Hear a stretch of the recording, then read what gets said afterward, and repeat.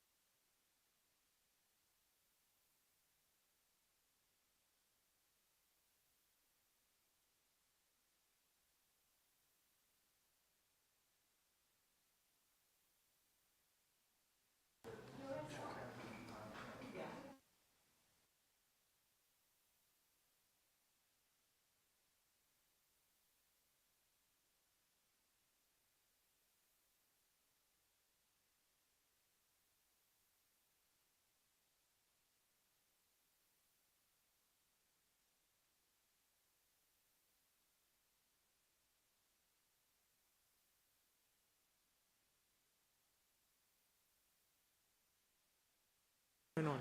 Yeah, okay. Yeah.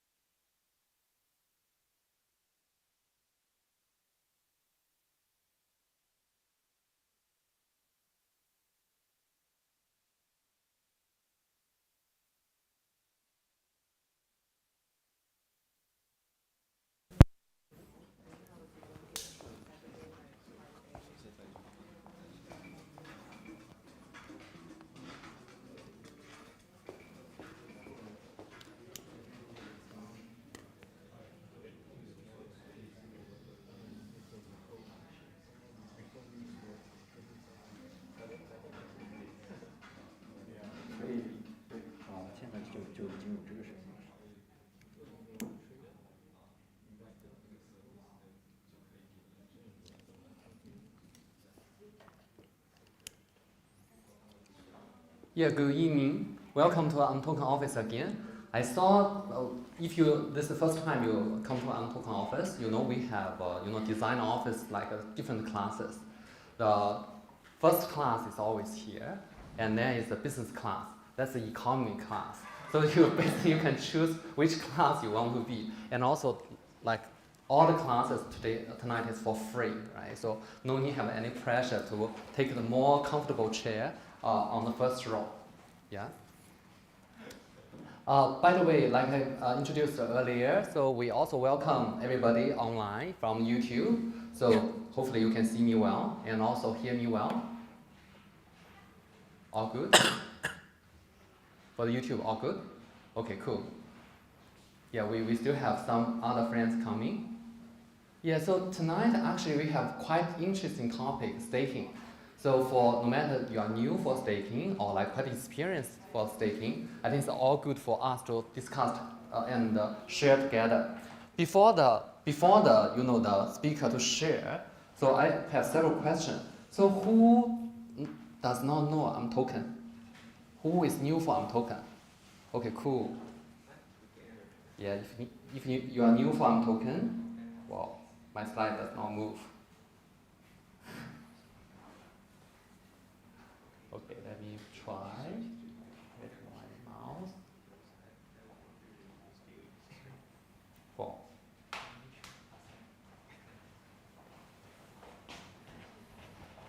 Yeah, finally, wow, finally we have a QR code, the magic QR code. So if you don't know imToken, you can scan this QR code. Then you will know imToken actually is a crypto wallet. And we have, you can see that here, we are celebrating our 7th year anniversary. So it's very reliable wallet because I'm marketers, right? So I need to always promote, or very proud to promote imToken is the best wallet in the crypto. Okay, cool. Then Paddle, we have another speaker later you will meet, Anton from Paddle. Who don't know Paddle? Oh, everybody knows Paddle. Okay, cool. We have two gentlemen don't know Paddle. Okay, if you don't know Paddle, again, scan the QR code. I think in Singapore, we are all quite familiar to scan QR code during COVID. So QR code everywhere. So now we don't need to scan. And tonight we can practice again. So try to scan the QR code, then you know Paddle. Actually, Paddle is have several very good kind of product. So you can try. So in the website you will see they have some kind of the very competitive kind of offering to the users. So the investment return is also quite good. Yeah. Without further ado, so actually we have a Singapore Meetup kind of group, Telegram group, like I mentioned. So in this group we will share like presentation materials, and we will share the YouTube live link, and then we will also share some kind of the updated kind of information in the industry. So feel free to scan this QR code to join the Telegram group. So without further ado, let me introduce our imToken data analyst, Zhoufan. So Zhoufan is doing actually the Web3 kind of analyst job for quite a while. So tonight, Zhoufan will just bring you through the ETH staking. And definitely, we also welcome everybody to ask a question anytime. We have prepared some kind of the small gift there. So if you ask a question, there is some kind of special imToken 7th year anniversary kind of the gift to share with you. So without further ado, let me just give the stage to Zhoufan to share his knowledge for the staking. Thank you. Okay. So welcome all the friends here and online to participate in this meetup tonight. My topic today is about ETH staking, which is really hot for recent several seasons, especially after the Shanghai upgrade this April. So I suppose most of the guys here have some knowledge about ETH staking. However, I will still briefly go through some basic ideas and have a quick look before. So the very first question is, why ETH staking? So for individuals, obviously we can get the staking reward. And more importantly, for the Ethereum network, it is safer than before. The network gets stronger against attacks as more Ether is staked, as it then requires more Ether to control a majority of the network. And also, as for energy saving, staking nodes can run on relevantly modest hardware using very little energy comparing to the old proof of work, POW. Then, how to stake? As we can see in the slide, there are 4 kinds of ways to stake. Solo home staking, staking as a service, pooled staking, and centralized exchanges. We will focus on first 3 types of solutions since centralized solutions don't sound cool for me. But it is true that the current share of the centralized exchange participating in ETH staking is still one of the most important components of the whole. So we can see some keywords here. Let's look more in detail about these 3 solutions. And we can see solo staking has the highest rewards, but also with the highest requirements. And the requirement of SaaS is still relevantly high, but already much lower than solo staking. The requirement mainly reflected in the need for at least 32 Ether. Pooled staking is quite popular, the most famous project of which is Lido, but also with many other projects.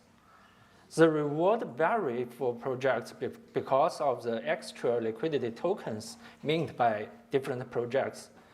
The benefits of pooled staking are obvious. For its low requirements, even 0.1 Ether can join, and high liquidity. But the risk also cannot be ignored since it has 3 different sources of risk, especially risk from smart contract. So let's see currently how many staked Ether now. We can see from this picture the total staked Ether amount had recently reached 20 millions. In the meanwhile, another 3 million Ether are pending to participate. So after the Ethereum Shanghai upgrade, which happened in the middle of April this year, around 15 days, then the total staked Ether decreased a little bit, but then increased sharply for the next around 2 months. Actually, the path of growth recently is almost the fastest it was being in over a year, which shows the recent hotness of the staking market. Then we can see currently main Ether depositors. And we can see Lido's market share exceeds 30%, which shows he really did a good job. And for SaaS, we can see Stakefish and also some centralized exchanges. You can see Coinbase, like Binance, Kraken, around 20% in total. Then we can see the staking rate. Staking rate is the percentage of the staked Ether amount for the whole total supply in Ether. And we can see currently the staked Ether amount is around 23 millions, and the total supply will be 120 millions. So the staking rate now should be around 19.1%. Let's compare the 2 other chains' staking rates. We can see Solana around 70%, Avalanche around 60%, and Polkadot 45%, Polygon and Tron around 40%. So for Ethereum, at the end of this year, 50% for the staking rate sounds too crazy. So what about 35% first? Even 35%, it means another 20 million Ether to stake, which is still a large market. In fact, I have introduced so much, and I know what everyone cares about most is the reward of the staking. So let's take a quick look at the reward structure first. The total reward is made from staking reward we call CL part, and the block reward we call EL part. And the detailed introduction can be found in the slides here and also from the reference link below, so I will not read it here. To put it simply, the reward of the CO part only needs the validator to complete its basic work, but the reward from the EO part needs the validator selected to produce the next block, which need a bit luck. Here are two real validators cases and can be seen in the reference link below.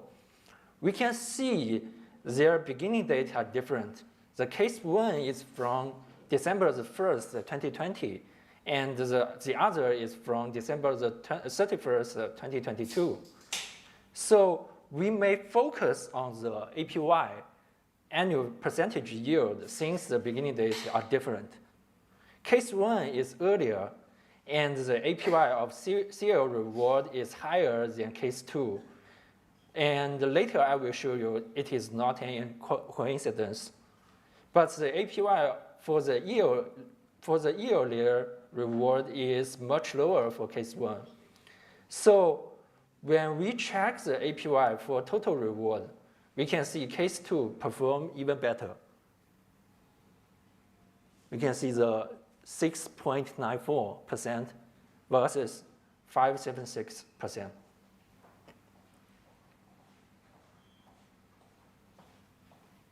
So let's move on to this chart. And the orange line is the average staking APY. And before September 2022, we can see the line is quite smooth. The APY of the staking rate decreases as the total staked ETH amount increase, which means if you participate earlier, your APY is better since at that moment, there were not many people to share the reward. But after September 2022 Paris upgrade, the total APY changed randomly since EO reward was included. There is a very important premise here. When we talk about staking reward today, we are talking about how many Ether you can get from staking, regardless of Ether price. Since everything can be more complex, as we know, Ether was over $4,000 each at the end of 2021. So one cannot make any money from staking for sure if you bought 32 Ether when $4,000 each. So we assume that those who participate in the staking are all Ether believers. They just want to get more Ether and don't care about the change of Ether price. So we can see in this table, the column is the total staked ETH amount, and the row is an efficiency index, which is not quite important in today's topic. So we can see currently we are here. The APY for CL layer part is around 4%. And if the total staking amount Ether reach 40 millions as we predict at the end of this year, APY will drop further to less than 3% for CL layer, which seems is not attractive enough. So in summary, the more validators there are on the network, the lower the base reward and the lower the chance of getting chosen to produce a block. More validators also mean a higher issuance of new Ether, which can increase the reward for validators. However, overall, the APY trend is downward. So the next question is how to increase APY. There are two main methods. The first one, we try to release the liquidity of staked assets and push up the overall staking income by introducing subsidies from external decentralized contracts. The volume income part has nothing to do with the staking mechanism of the Ethereum network itself. So we talk about LSDfi these months, and I will not talk too much here about this since I think that the other speaker, Anton, will talk more in detail about this topic. So The second way is to become an ETH block builder. The essence of staking Ether is to have a validator who can have the right to produce or build the blocks. Maximizing the revenue of your block packaging is the core idea of expanding the reward of the ETH part. So through more efficient block space auction like MEV market is an important path to achieve ETH part revenue growth. So let me introduce imToken solutions called non-custodial Ether staking. Firstly, two important principles for us. We want to help users smooth out the complexity of directly participating in staking and balance the product experience on the premise of ensuring security and asset ownership, which means we don't want to control assets for users, but just want to help them to control their assets for themselves. Secondly, we want to provide users with long-term needs, and obviously the answer for Ether staking is yes. So let's look in detail to the whole user journey and figure out what will happen and how does it work. Firstly, user A has a wallet key which controls his Ethereum wallet. And suppose the wallet has been created or imported in our imToken app already. There is a staking module in imToken app, and user A can participate in Ether staking through this module. 32 Ether starts a validator for 1 share, and suppose user A plans to stake 128 Ether, which means 4 validators. So here is a key point that you can see a blue line linked between the user's key and the 4 validators.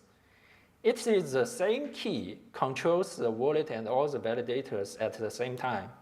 It is not 4 keys, not 5 keys, but just 1 key for the wallet, which means user A has self-sustainability of his assets. So let's watch a short video to experience the process and the user experience of staking operation in imToken.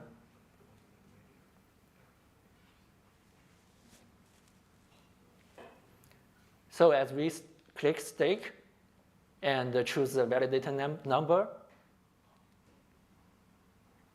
yeah, we choose 2 here.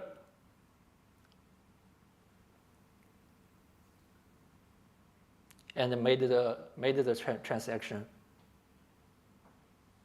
Before that, we should read some items.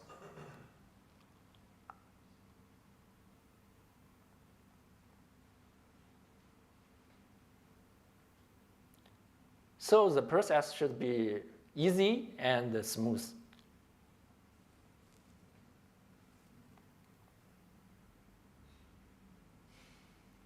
So we have finished to start the validator, and we can see these details in the validators.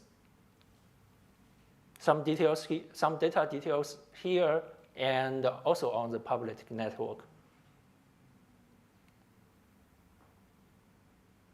So it's quite clear.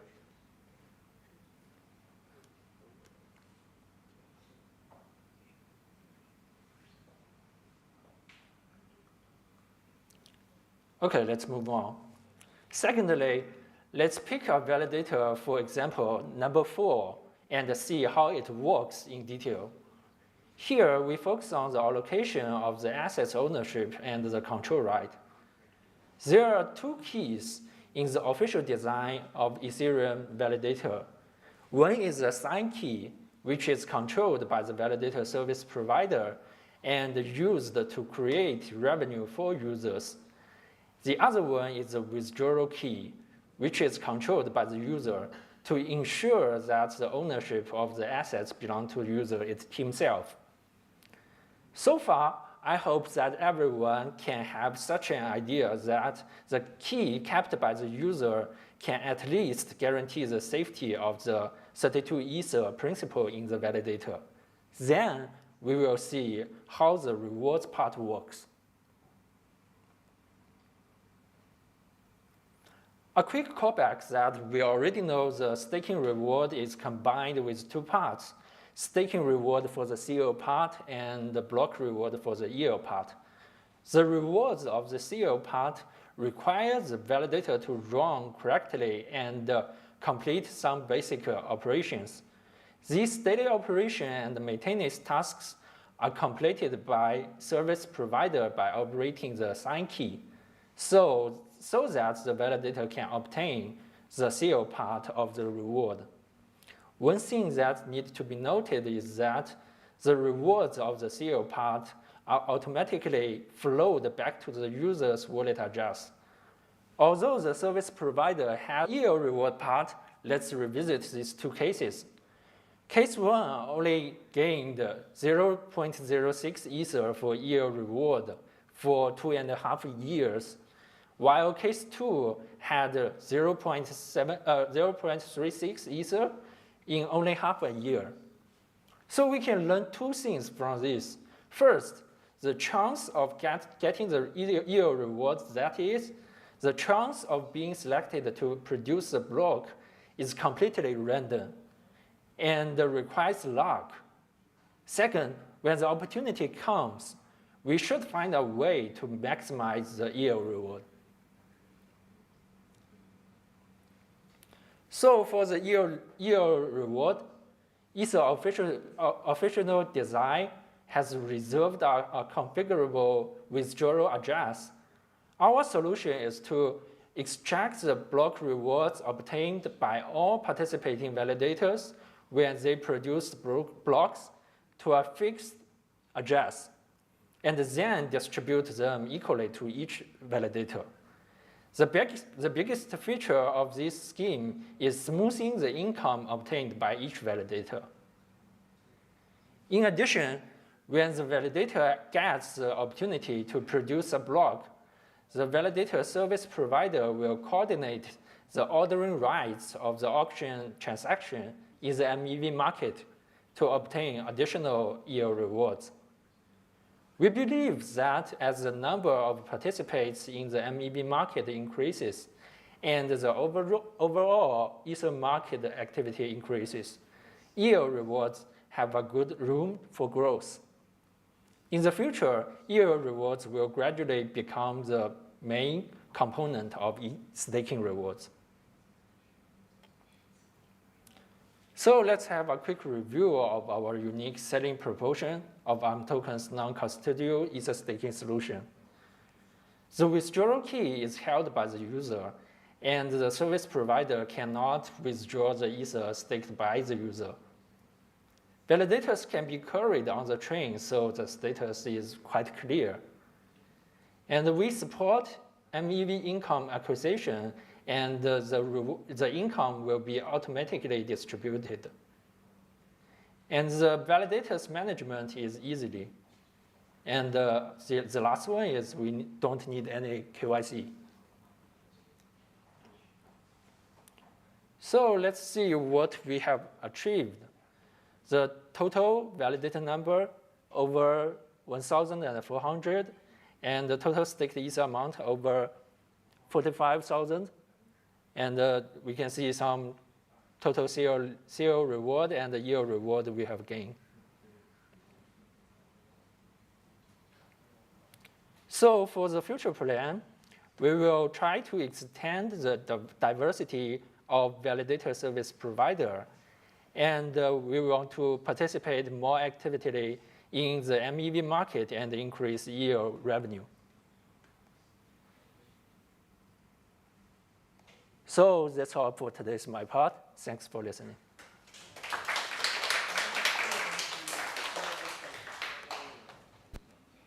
Thank you, Fan. So for the ETH staking, so anyone has any question to Fan before we move to next speaker? Yeah. Yeah.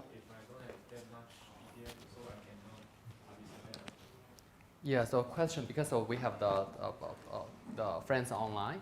So the question from the meetup here is if they don't have enough ETH, then means they cannot really participate. currently, yes. Hello, hello. Is it turned on? Sorry. yeah, turn on. Yeah, this is on. Yeah, So if we don't have 32 ethers already, currently maybe we can try some pooled staking solutions like Lido or some projects. Maybe Pendle will show us. Yeah. a small key for you. Yeah, any other question before we move to next speaker? One more question. Yeah. Recently, Ethereum moved from proof of staking to proof of work. How has that affected staking in Ethereum? We can see in the very beginning that. So online people can hear. Okay, we can see from the very beginning that for the individuals we can get some reward, and for the whole network, the more ether you stake, the more stable the network is, and the more energy saving compared to the POW. That is for sure. And currently the staking rate is not really high, but we can see the trend is grows very fast, and I think it will continue at least for 1 year, 2 years, and yeah, will not be closed very soon. Yeah, I think. Thank you. Yeah, we forgot to mention, actually, if you want some kind of drink or snacks, actually in this corner. Yeah, so we still have plenty of time after second speaker's presentation. Then we have more like conversation and also the Q&A section as well. So without further ado, let's welcome Anton from Pendle Finance. Yes. Yeah, so Hello. let's share the LSDfi summer. Is this working? Okay, great. Okay, hello everyone, and thank you again for attending this event, and thank you to the imToken team for inviting me here. So yeah, so I'm here to talk about preparing for LSDfi summer, and my name is Anton. I'm the business lead at Pendle, and I mainly focus on on-chain partnerships and basically just trying to grow our ecosystem. But before I start, I'll be the one asking questions first. So first, there's who here has ever heard about LSDfi? Just a show of hands. LSDfi? So LSDs as well, you're familiar? Not the drugs, okay? Just, you know, crypto related, okay? So great. And last question, has anyone here participated in the last DeFi summer, the last bull market, like 2019, et cetera? Show of hands. Okay, great. So everyone knows what DeFi summer is about. So now I'm going to talk about LSDfi summer. So what is exactly LSDfi? And if we define what LSD means, it just stands for liquid staking derivatives. And this includes STETH from Lido, RETH from Rocket Pool, AnchorETH from Anchor, SWETH from Swell, and so on and so forth. In fact, there are so many of them now in the ecosystem. So liquid staking protocols basically allow anyone to participate in the staking process.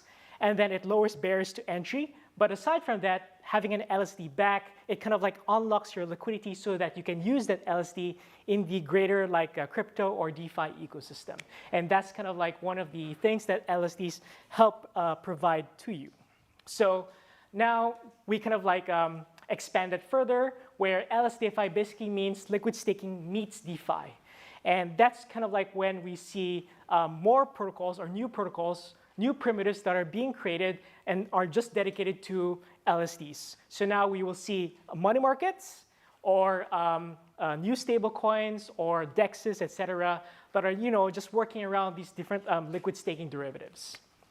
And we'll actually go to those different protocols later on in this talk. So liquid staking is actually now the largest sector in all of Web3, in all of DeFi, beating money markets and DEXs just recently. So with a combined TVL of over $20.4 billion worth. You can actually check this in DeFi Lab. And this only happened much recently. So I think only last April was it then that it beat DEXs in terms of combined TVL. But in LSDfi specifically, there is only roughly about 400 million worth locked in LSDfi. So in other words, right, if you take those STETH, RETH, or all those different LSDs and then use them in a DEX or in a money market, only 400 million worth is being used in there, right? But that has also grown exponentially within the last few months. In fact, from last month, it has doubled since then. So what does this mean, right? So just to set some context, you can see here the liquid staking market cap of 20.4 billion, but then you see LSDfi, or LS being used in DeFi and others, just comprising 400 million of that. And that represents an opportunity, a very big opportunity. So just to set some perspective there, LSDfi only represents 2% of the entire liquid staking sector. And the liquid staking sector is the largest sector in all of crypto. Again, right, 20.4 billion. So that means that this is your, as an LSD protocol, right, this would be your opportunity where you have 98% or that 20 billion as your total addressable market. That's why we've seen an explosion of new LSD protocols that have been popping up. You have this Swell just launched recently this year. You have Unsheath, for example. You have Tapio. And they're all just trying to capture this huge new market, right? And you've been seeing new money markets or protocols like Gravita, Libra. That's also trying to capture this huge potential growth, right? So the upside is huge. And that's one thing that we recognize as well in Pendle. And that's why we've been working really closely with all these different LSD protocols. And just to give you a quick trip on memory lane, what led to the big growth in LSDfi? And let's turn back time and just look at 2020. So on October 2020, that's when the staking deposit contract was deployed on Ethereum. So we're just talking about Ethereum specifically, right?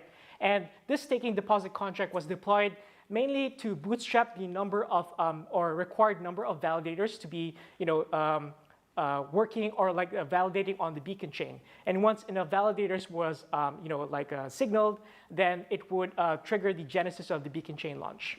And so on December, roughly more than a month after that, the beacon chain was launched. And the beacon chain is mainly created to ensure that the proof of stake consensus logic was sound and sustainable before enabling it on Ethereum mainnet.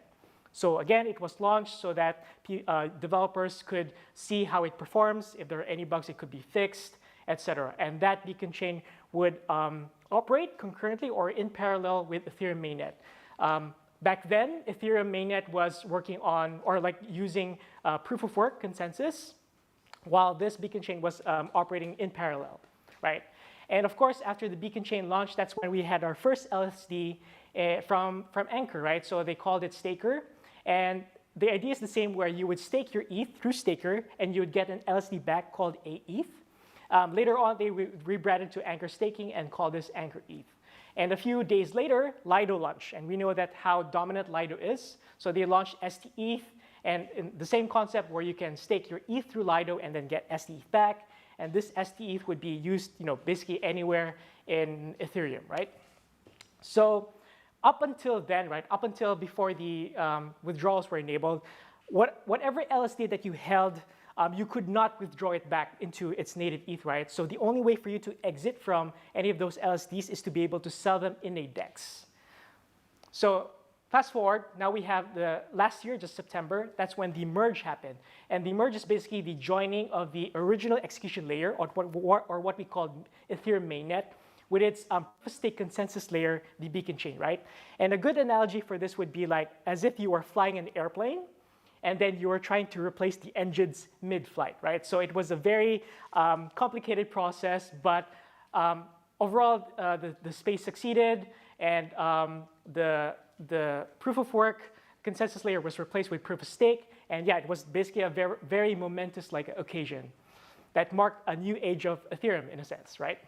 And after that, the developers recognized that withdrawals should be prioritized. So a few months after the merge, the Capella upgrade was pushed. So the Capella upgrade comprises of the Shanghai and Capella upgrades. Shanghai is meant for the execution layer, and Capella meant for the consensus layer. And what this upgrades basically does is that it enables staking withdrawals, where you can take your LSD, such as STETH, RETH, etc., and then you can use it to redeem back your staked ETH, your staked native ETH back from those stake validators. So with this, right, that was the main catalyst with the explosion of the whole LSD ecosystem, because that kind of showed that, oh, the whole withdrawal mechanism works. I now trust the system, therefore I can stake more now, and then use that LSD in DeFi, and I would not be assume risk to be able to redeem that back into native ETH. So that's basically what happened. By April 27th, that's when liquid staking became the dominant sector in all of DeFi, beating DEXs, beating money markets, beating the NFT space, et cetera, et cetera. So yeah, it's been an exponential growth since then. Okay, yeah, so I have the same kind of chart here since the previous talk. You can see here the number of staked ETH has been growing over the years. So since the staking deposit contract was launched last October, leading up until today, there have been over 23 million ETH already staked on Ethereum. So yeah. So what else is that catalyst for LSDfi, right? And I would want to introduce this term called the risk-free rate of return. So the risk-free rate of return in traditional finance is defined as the theoretical rate of return of an investment with close to zero risk. So what does that mean, right? So what is a financial asset that returns you some yield but assumes almost zero risk? And that would be, for example, in the US Treasury bonds, right? So because the US Treasury bonds are backed by the US government itself, then you as an investor, if you hold that asset, would be assuming the least amount of risk as compared to the other assets or derivatives. And if we extend this definition further, then we can actually put this into the whole liquid staking sector, right? So instead of bonds, we have the staking yield from from staking, and then instead of inflation rate, we have the issuance rate of staking itself. So right now, the average staking yield is about 5.17%. I've gotten this from DeFi Llama. And then the issuance rate is about 0.52% taken from Ethereum.org. Now, this issuance rate is actually negative if you would take into account the burn rate from EIP 1559. But to simplify things, then we just use this formula over here. So in essence, right, what does this figure represent, right? This 4.6%.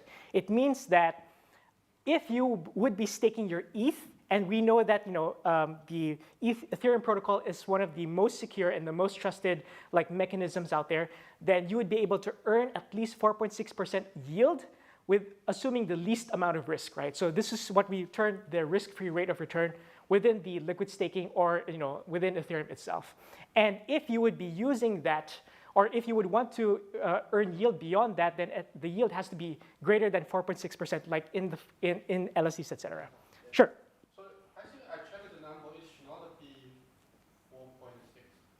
Oh, really? Oh, okay, maybe I made some math wrong. So, yeah. Anyway, it should be some number, but yeah. Yeah, I'll double check with you on that. Thanks for the heads up. Okay, anyway, moving on. So, in other words, right, the reason why we have these different LSDs right now, again, Lido, STETH, we have Rocket Pool, RETH, we have Frax, we have from Anchor, we have from Swell, we have from Stafi, and Stafi is actually a original protocol from Polkadot. We have Unsheath, which represents a basket of different LSDs. We have Bifrost, we have the centralized counterparts from Coinbase and then from Binance. There's been basically a huge explosion of these different LSDs, right? And the main goal of these different LSDs is that they want to be able to offer you that risk-free rate. For you to be able to earn yield, but assuming the least amount of risk as compared to using other DeFi protocols like money markets or DEXs, etc. So as an LSD, what would be your goal? Your goal would be to be the most dominant, within Ethereum. So you would want to have the most TVL, the most trading volume, and paired with the most trading assets. And of course, we all know that Lido right now is the most dominant in the market with over 70% market share. And they've been trading around in pretty much all the DEXs and also being used in a lot of different money markets. But yeah, this also represents as an opportunity for the different LSDs out there with different models and spectrums of decentralization. And again, to set some context, and I think that some of my figures here are a bit different from the previous talk, but it's pretty much the same thing. There's a difference of the staking ratios with other proof of stake chains, right? So Solana has over 70%, same as Cosmos, Cardano.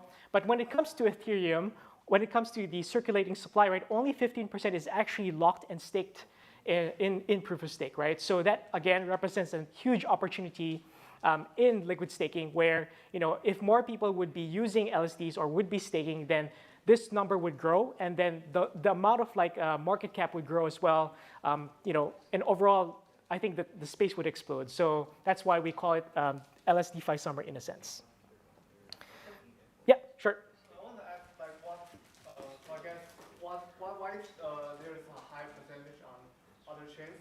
I believe some parameters are different from Ethereum. Great. If you are different, and I believe some of them are more centralized than Ethereum. Yeah. And just want to ask, what makes us think that Ethereum have kind of an analogy to these other chains, and why we can refer to those chains to make the kind of that projection? Sure. Yeah. Sure. So I think a simple answer is that compared to the other chains, Ethereum did not have withdrawals enabled at the start. So you basically, once you have this, once you stake, right, you cannot withdraw it back. You need to wait until withdrawals were enabled. And withdrawals were only enabled quite recently. So there was not a lot of trust back then for people to just stake a lot of assets in. And I think when you compare to something like Cardano, right, I'm just using Cardano as an example, there's really not a lot of use of maybe ADA itself on that chain. So you can't really, I don't think they really have a huge DeFi ecosystem yet. And the most sensible thing if you would be holding ADA is to stake it, right, to be able to earn more yield on ADA.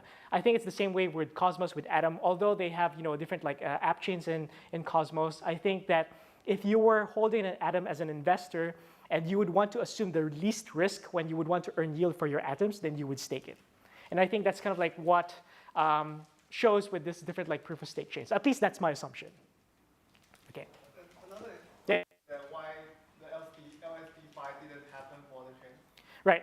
Because I think that one big difference between the other chains is that Ethereum has always had a very big DeFi ecosystem since the start.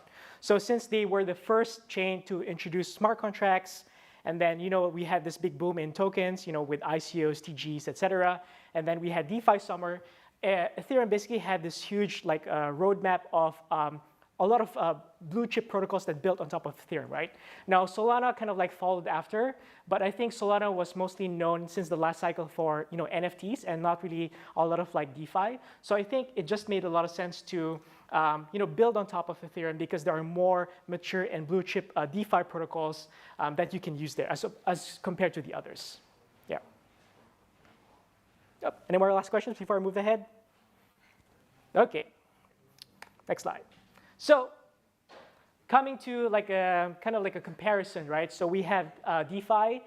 Most chains, when they were first created, are known to kind of grow their DeFi ecosystem, right? So we have Ethereum, Arbitrum, we have Avalanche, we have Optimism, the different L2s we have Solana, et cetera, right? And they have a growing DeFi ecosystem there. But nowadays, when you hear of new chains, right, like Mantle and Tenet, they are more focusing on the LSD aspect of it. In fact, they're kind of positioning themselves as an LSDfi chain, right? So for example, Mantle is an L2 on top of Ethereum. And then Tenet is this new L1 chain where instead of having their native asset, you can use LSDs from other chains like Ethereum or Avalanche, et cetera, and use that as the staking asset on Tenet instead. So it's actually very interesting. And now for DEXs, I mean, you've heard of Uniswap, Kyber, Balancer, if you've ever used any of those blue chip DEXs. But, and LSDs, since they are just an ERC20 token, it can be traded for any of these DEXs. But in this season, Balancer kind of appeared to be the biggest winner out of all the DEXs because we've found that most LSDs would put their liquidity on Balancer, right? And the Balancer kind of had this strategy to be able to grow these different LSDs in general. So you would be able to trade, for example, Swift, RETH, Staffy, et cetera, on Balancer, and you would find liquidity there more as compared to the other DEXs. So Balancer is kind of positioning themselves as the winner when it comes to LSDfi and indexes. Now, when it comes to money markets, we also have the blue chips, which is Aave and Compound. But aside from that, we've been seeing new protocols popping up like Silo Finance, and they've been focusing on LSDs specifically, right? So for example, you can take your STETH or RETH and then borrow against it, borrow USDC or USDT, et cetera. Yeah, but yeah, taking in LSDs in general. And then for stablecoins, we have DAI, USDC, USDTs, Frax, And now in LSDfi, we have Libra, where you take your STETH again, and you would be able to mint something called EUSD.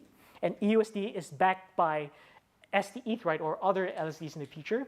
And also, there's also another protocol called Raft. So these two protocols have been growing immensely in the past few months. In fact, I will show them more in detail and how much TVL they've been able to accrue within the past months. So just to show you again, so we have Libra, and I think they just launched this year, I think. And they're mainly known to be an omni-chain LSD-based stablecoin protocol, right, with a TVL of over 220 million. And that 220 million is quite crazy, given how recent it's launched. Right now, it just uses STETH as collateral, but essentially you can use that to be able to mint something called EUSD, which has over a TVL of 95 million right now, and you can use that ESD as if it's like DAI, right? It's backed by $1. I mean, it's equivalent to $1 or pegged to $1. So this is basically how it would look like, where you take your STETH. You can also deposit ETH here, but then they would just wrap it into or convert it into STETH, and then you can mint some EUSD from that. But I think what's really interesting about Libra is that Libra is the first interest-bearing stablecoin, right? And what does this mean? Because STETH is yield-bearing, you can basically earn something like 5 or 6% APY on it. This APY is then passed on to EUSD holders. So not only are you holding a stablecoin-backed LSD, but you're also earning yield from holding that stablecoin, which makes it a very interesting stablecoin, so to say. And then again, you can use it in the rest of DeFi. Yeah. Another interesting LSD protocol is called Unsheath. And Unsheath is basically a diversified liquid stake ETH basket. So you can think of it as a basket of different LSDs like, again, STETH, RETH, AnchorETH, etc. It accepts these different LSDs in that basket. And yeah, you'd be able to use that to mint Unsheath, right? And I think that one of the main goals of Unsheath is that it's trying to promote validator decentralization by doing some kind of competition, right? So they have their own AMM, and then through that AMM, you can trade through different LSDs through it. And then you are able to also incentivize, the protocols can incentivize their own LSDs. So basically, through that basket, you can, for example, incentivize more AnchorETH into that basket to be able to mint Unsheath. Yeah. So this is basically how it would look like. Again, the different LSDs that they accept. And you can mint Unsheath, which is representing 1 ETH worth of a basket of LSDs. Now, when it comes to money markets, one interesting one is called Silo Finance. And you can basically borrow against your LSDs. Right now, they have a TVL of about 40 million. You assume the same risks as the other LSD protocols, which is, you can be exposed to slashing pricing risks or the smart contract risks of the underlying LSD itself. But in general, it's basically any kind of money market out there like Avi or Compound where you can borrow against your assets.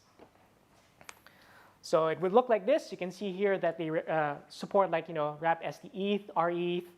They also actually support LP tokens. Here they accept Curve LPs, which is comprised of ETH and STETH. But yeah, in general, you can deposit these as collateral and then borrow against them, borrow stable coins like USDC, USDT, etc.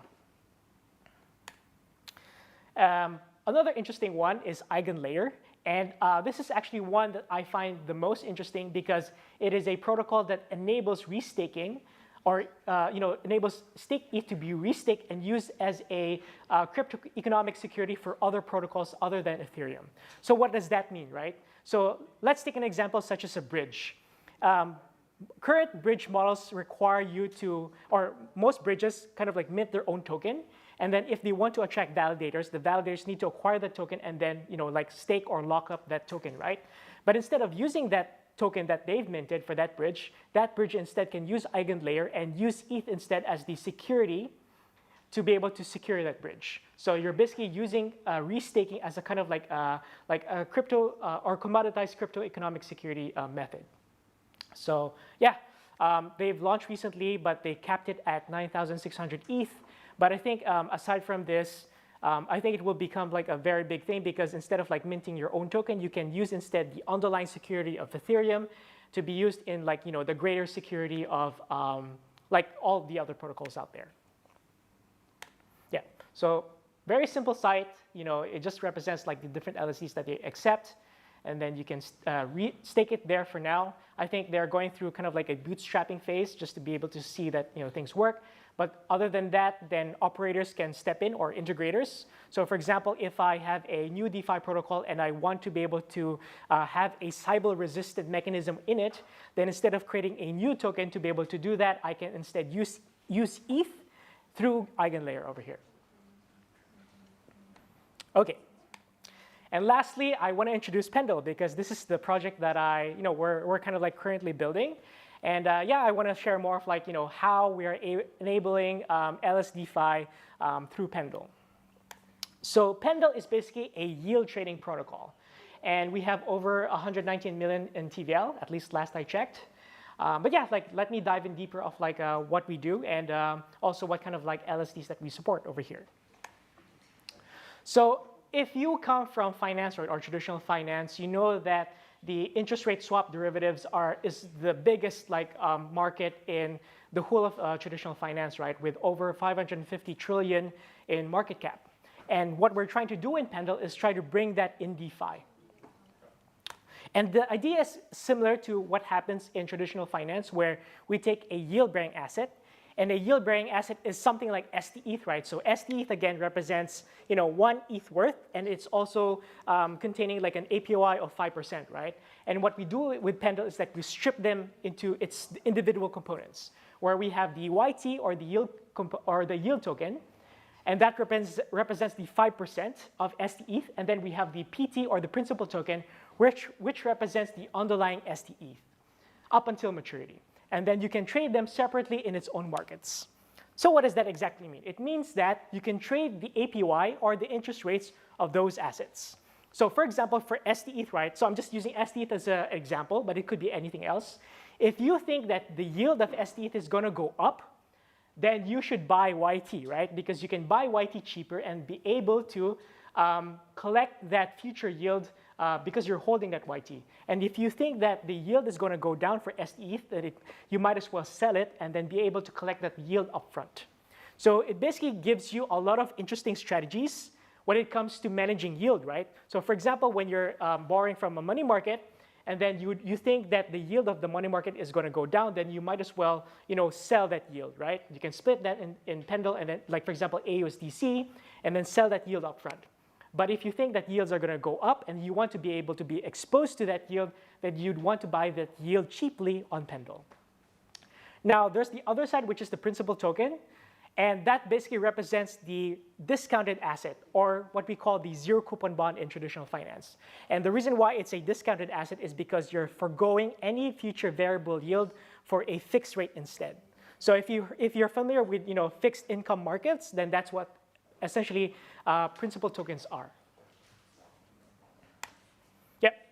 So how does that go back to LSD, right, or LSDfi in general? If you hold STETH,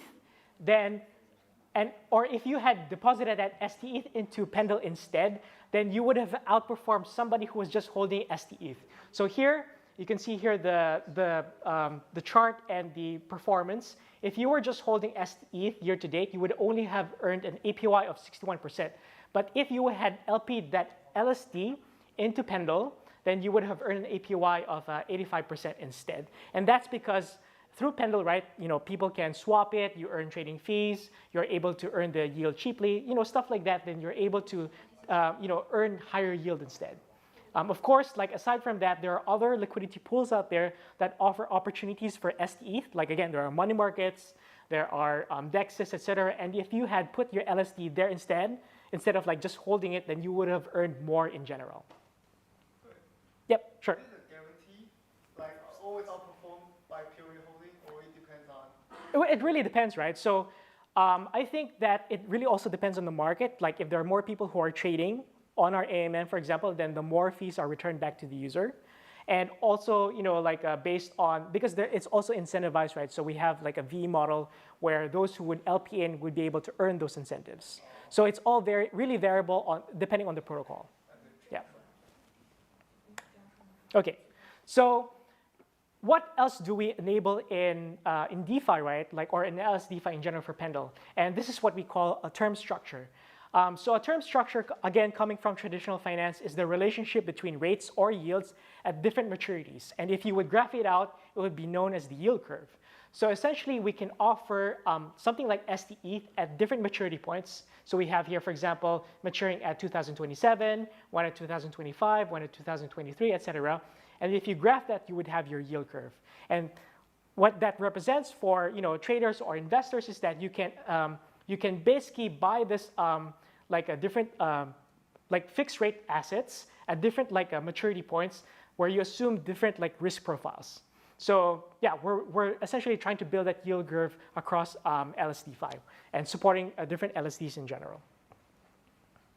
So in traditional finance, again, I just want to expound. The one that's most similar is the U.S. Treasury yield curve. And again, that yield curve has, or that U.S. Treasuries has different maturity dates. So coming back into the Pendle ecosystem, this is what we've had deployed so far and the LSDs that we support. So we basically have integrated them through other protocols like Balancer and Aura.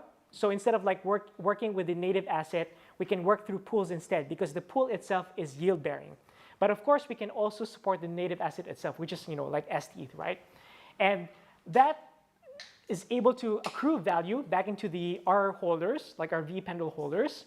But aside from that, those who would be depositing through Pendle, adding liquidity through Pendle, would be contributing back to the overall Ethereum staking security, right? Because again, those who would stake through Pendle would be staking to STETH, ETH, et cetera, or Lido, and then that would be spinning up more validators, therefore contributing more security into Ethereum staking, into Ethereum in general. So overall, I think that LSD is a big win for the Ethereum ecosystem because as more opportunities are presented to users to get into that, ecosystem, then overall it contributes to, more staked ETH into the ecosystem. And it has expanded even beyond that, right? So LSDs are now being bridged to L2. So here we have Arbitrum, where we have STETH and Rocket Pool ETH as well. I think this is also being expanded to the likes of Optimism and the other L2s built on top of Ethereum. And I think we will see something similar to other proof-of-stake chains like Avalanche. Avalanche has their own subchains, or in Polkadot. And I think that we can see those liquid stake assets like liquid stake DOT, et cetera, being unlocked and being used in their different app chains or parachains. So I think that LSD in general is a sector that's going to be exponentially growing over time, right? And I think that this really is the next frontier of the big boom in crypto in general. At least that's my firm belief. And that's why Pendle is positioning itself as a protocol that tries to capture and help grow this ecosystem. Yeah, and that's basically it for my presentation. So I guess the conclusion is I'm very bullish in LSDfi in general. And yeah, I'm really excited on the different protocols out there that will try to deploy new primitives, et cetera. Maybe even imToken, right, might be releasing their own LSD because they now support staking. So you never know. There could be I'm ETH or something, right? So yeah, that's it. And thank you for listening. Thank you, Anton. Any question from here to Anton? Yeah? Yes. Thank you so much for the presentation. And I want to confirm that we got a lot of DeFi story in last time, and we got DeFi Lego and all the component in the DeFi chain. But for LSDfi, would there be a credit risk or systematic risk because we have more layers above the ETH staking itself? We got Right. FI and the interest swap product. Right. Any credit risk and systematic risk exist? Right.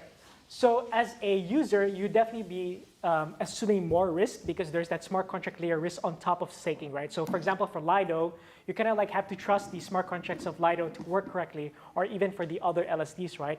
But for the core protocol of Ethereum itself, which is staking, if a validator misbehaves, then slashing still works, right? So for example, Lido runs their own decentralized network of validators, the same for the other LSDs, and if any of them misbehave, then they get slashed.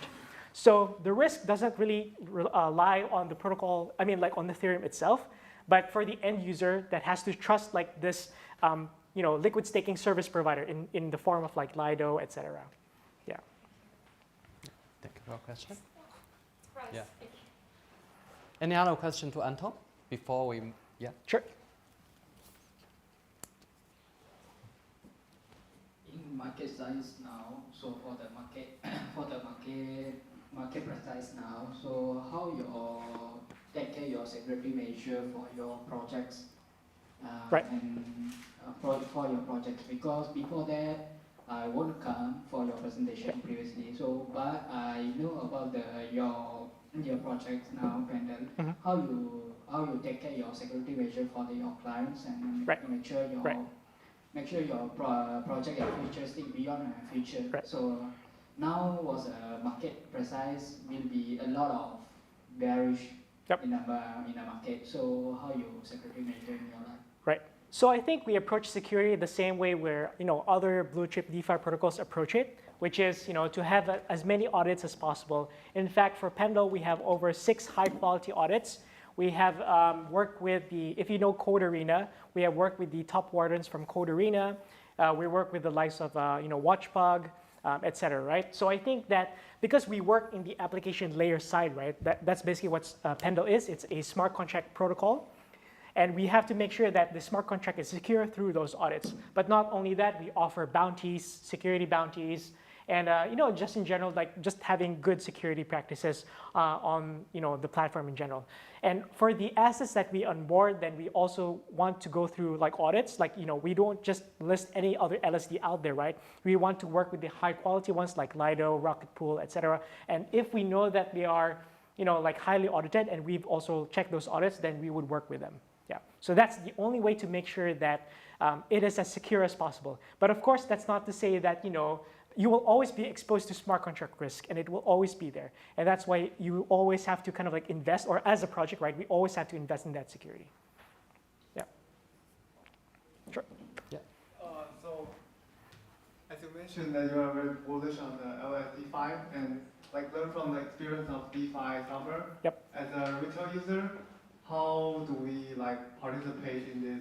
I'll just say for you, not financial advice. Yep. But yeah, just I want to hear your. Yeah, non-financial advice. Yeah, so I think the first is that you just want to be comfortable and familiar with the LSDs in general. So you'd want to use like STETH, Rocket Pool ETH, Swell ETH, etc. In fact, if you look into the different LSDs, right, they have different like campaigns to grow the TVL and user base, right? So for example, Swell has this Voyage program where if you would mint SWEETH with ETH, then they would give you kind of like some points to give you an airdrop of their future governance token, which is Swell, right? So they all have this different like campaigns to be able to do that, right? But overall, I think you just want to be comfortable with the LSDs that you'd want to use, and then from there, you kind of like have to research on where you can use it further, right? So for example, with STETH, since it's the most liquid and the most popular, maybe you trust Aave more, right? So maybe you just want to lend it out in Aave to earn the extra APY. But if you are more adventurous and you're more of a risk taker, then you can try Pendle, where you can trade the yield instead, right? Like if you're very you have good analysis on like the future yield and stuff, then you can do like yield trading and stuff. So there's a lot of opportunities. So in the same way that there are many opportunities within DeFi, in fact, right, we have GameFi now, right, like with NFTs and such. I think that you will have the same opportunity with LSDs. And there's really so much out there, right? There's a lot of rugs, etc. And the only way for you to protect yourself is just do your due diligence, Yeah, yeah. So yeah, just keep safe out there. Don't put money into rugs. One more question, but I'll pass the gift. Yeah. Actually, me myself, I started to buy Pendle, the token since February. Thanks. I really love the product actually, and it gave me a lot of surprise. But I just wondering, what's your guys' opinion as a protocol? How is the next step for the token itself? Right. Do you like the community and decentralized ways to let people just come and go and to stake, or you want to list in more exchanges or do more liquidity pools on DEX and let more people adoption? What's your guys' next step then? Sure. Yeah. So there's a couple of points there, right? So first is the protocol itself, where we have the AMM and yield tokenization, so to say, right? And our version 2, we've only released it last end of November, so it's very young. It's only about 7-8 months old, right? And I love it. yeah, thanks.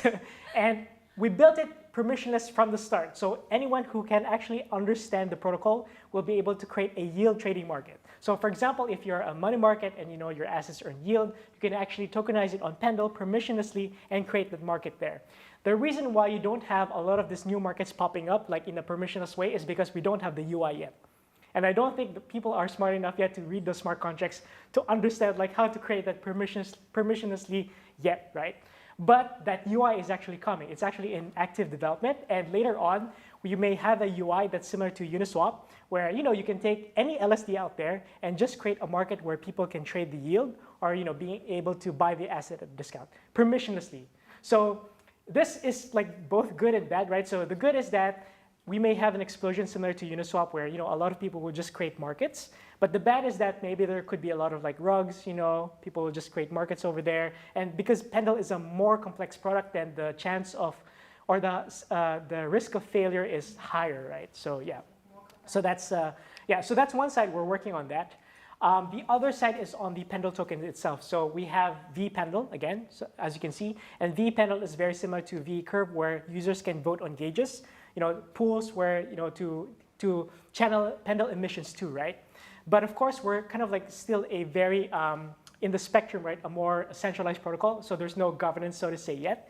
But that is also going to come, right? So in other words, right, we will give back more power back to the users later on. But we have to go there like step by step because, again, Pendle is a very, very complex protocol. And we don't want to put it in a point where people can vote on proposals that will just mess everything up, like, like setting the fees, like really crazy, etc. So we want to take that step by step. But we will get there. So it will be at a point where it would be similar to the likes of Aave, Uniswap, Compound, where you have the community instead managing the protocol, and then we as the team are kind of like one of the users of the protocol and just trying to propose upgrades to it. Yeah, but we will get there. Are there last questions? Maybe we need to pause for question for a while. The reason is actually we are doing the YouTube Live. So currently, YouTube Live, we have 518 people online. Oh, nice. So hopefully all the friends online, if you can see us, you can also leave your question, in a YouTube chat, and then we can also ask the speaker to answer your question. So because we also planned, a small conversation section, definitely we will prioritize everyone, no matter online or offline kind of question first, to ensure, we get what we want to discuss tonight. Maybe we invite the Fan and also Anton to sit down so can rest a while and can talk more. Yeah? Sure. Yeah. I think you guys need to on the YouTube mic as well. Okay, cool. So of course, we can continue to have the conversation. So I think for online, right, for YouTube, we also got some quite the sharp question to imToken. So we will maybe ask a fan to answer this one first before we are talking something else. Okay, from YouTube, I think the first question they are asking what? Does imToken take any cut in the staking rewards? Okay. Yeah, you can. This one both. I think. Okay. I help you to.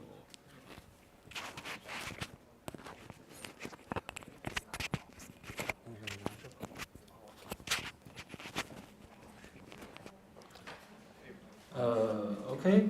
The answer is yes, but not the cut from the staking rewards. But currently we charge a fixed fee. For example, maybe 0.4 Ether per year. And the majority of the fee will be shared with the service provider, since we only give a platform, and there will be some service provider to maintain the validator for the user.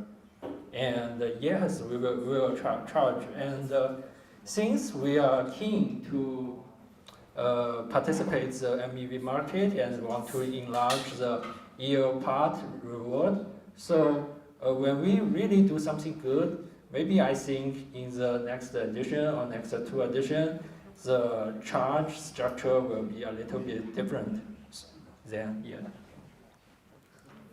Okay, there's a question asking us to change the camera angle. Seems like they can't see. Okay, cool. Yeah. Okay, that's a good advice as well online. Thank you to tell us the angle is not correct now, because we are higher, now we are lower. Yeah. Okay. So before we are passing the the mic to the audience here, maybe also asking Anton and Fan the same question, right? So you guys share the ETH staking just now. So maybe if share from imToken and the Paddle Finance perspective, what are the challenges you guys have as the basically in the industry as a brand, as product providers? So what are the challenges for ETH staking, and also what are the new trends you guys see from this year or maybe like next year? Although Anton said already very bullish, yeah. Beyond the bullish part, any challenge you see this year? Challenges ETH staking? Okay, so I may go first.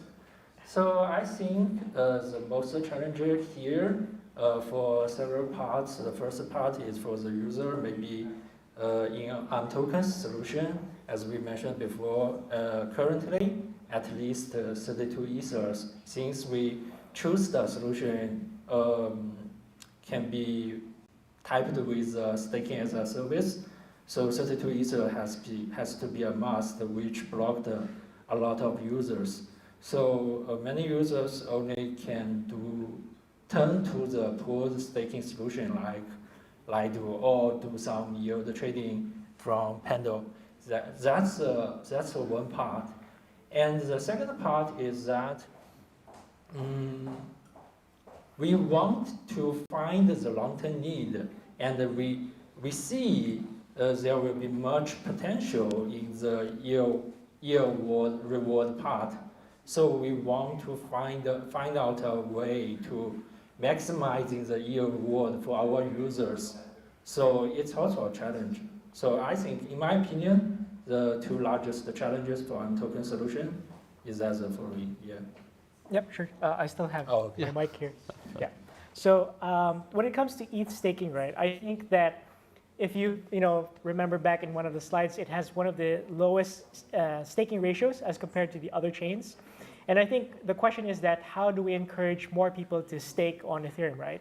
So to be able to increase that ratio. And I think it goes back to education, telling users that it's actually much safer to stake on Ethereum as compared to maybe putting it in some NFT minting project and just do some crazy thing, right? And still be able to get a return, and being able to, let's say through staking, get an LSD and maybe just use that and put it in something like a DEX or a money market, provide liquidity and stuff. You'd still be able to earn yield, but be able to earn yield in a way that you assume the least amount of risk. And I think, again, it goes back to education, right? Where, there are these opportunities out there. It's not that complicated, and it's actually very secure, but people just need to realize that, such opportunities exist. Yeah. Okay. Thank you, Anton and Fan. There's another question from the YouTube channel for Paddle Finance. How does Paddle protocol manage risk and ensure the safety of the funds for its users? Right. So when it comes to the architecture or the design of the smart contracts itself, the contracts that hold user funds are immutable, meaning that they cannot be upgraded or cannot be changed, right? And there is no owner of the smart contract itself.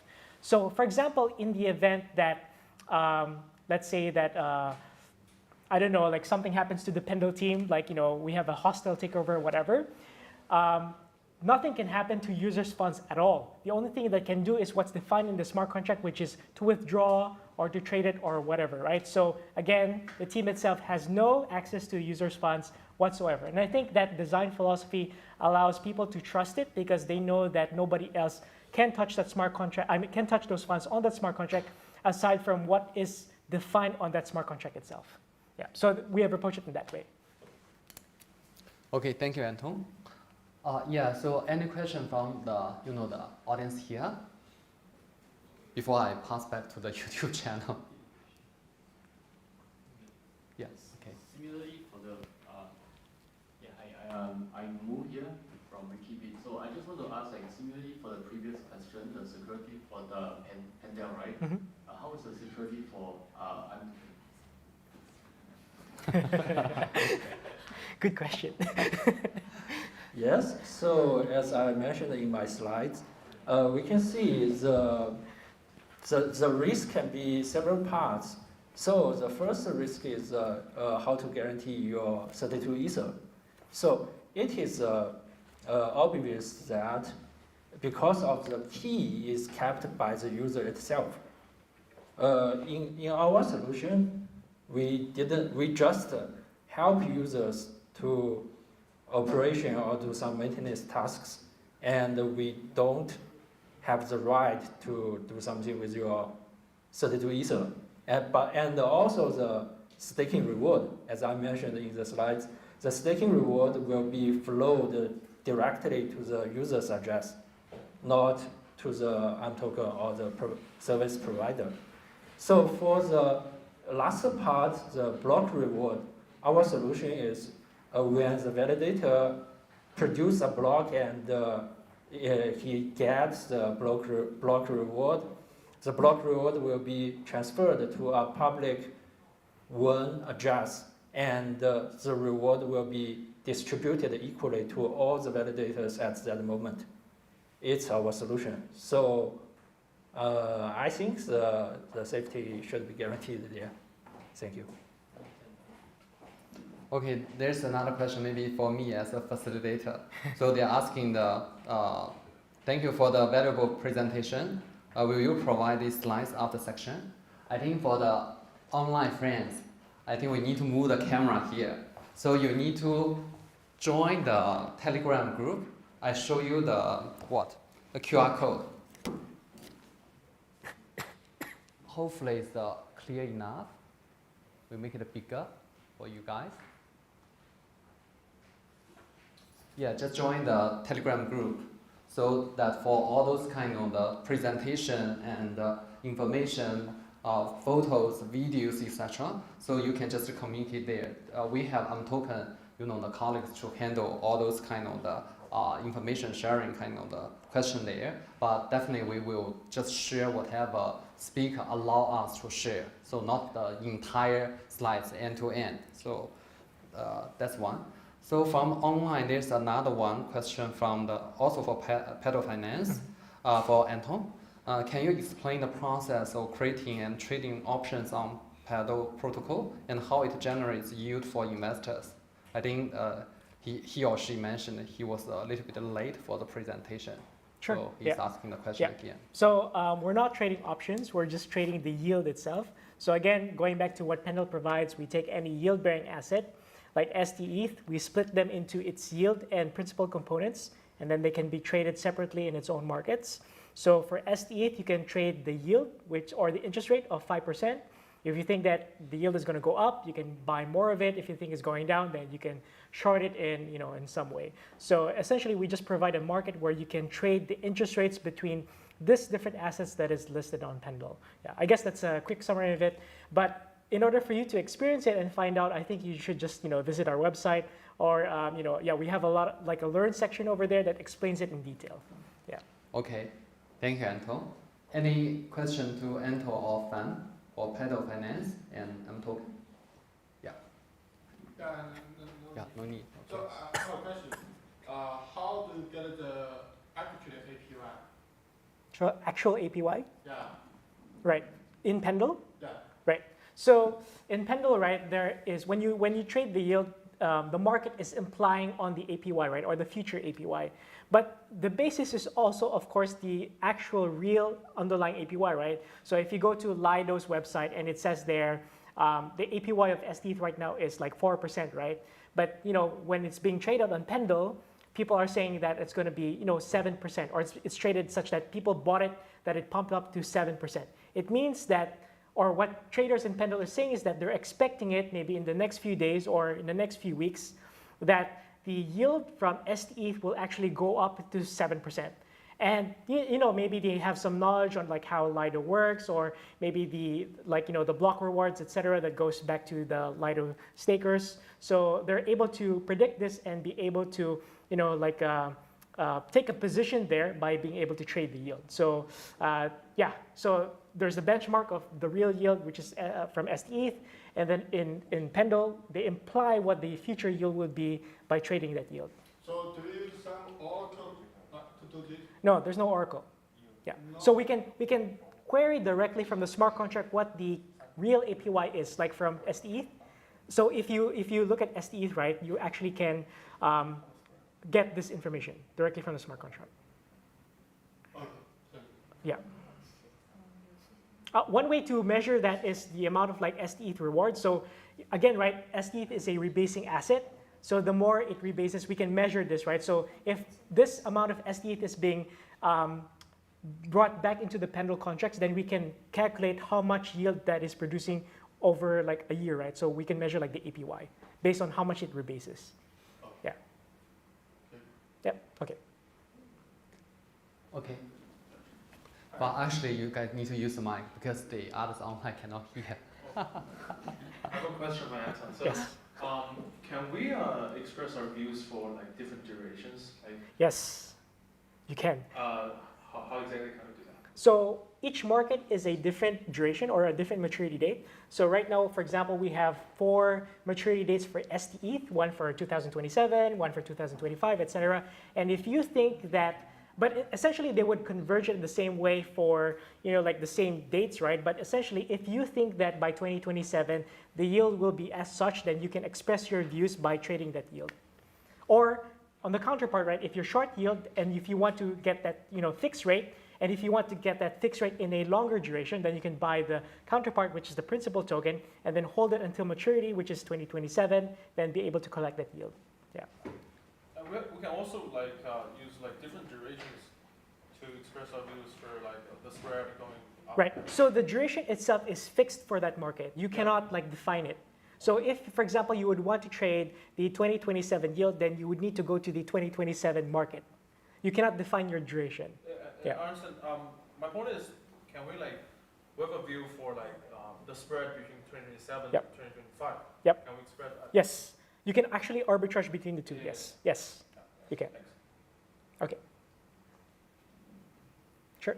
Okay. Okay, for your imToken and Pendle project, right? So, okay, what is your beyond your future plan in the systematic for your client? So how you maintain your client? So in a Pendle project, right. protocol, and then second thing, I want to ask a question. So in a Web3 platform, so how you maintain your structure of the platform? Right. That's all. Okay, so I guess trying to rephrase your question, how do we maintain sticky liquidity? That liquidity just stays in the platform. API rate in a reference of API rate. So in a riskier market, so how you maintain your maturity in a level of maturity beyond the riskier market? Yeah.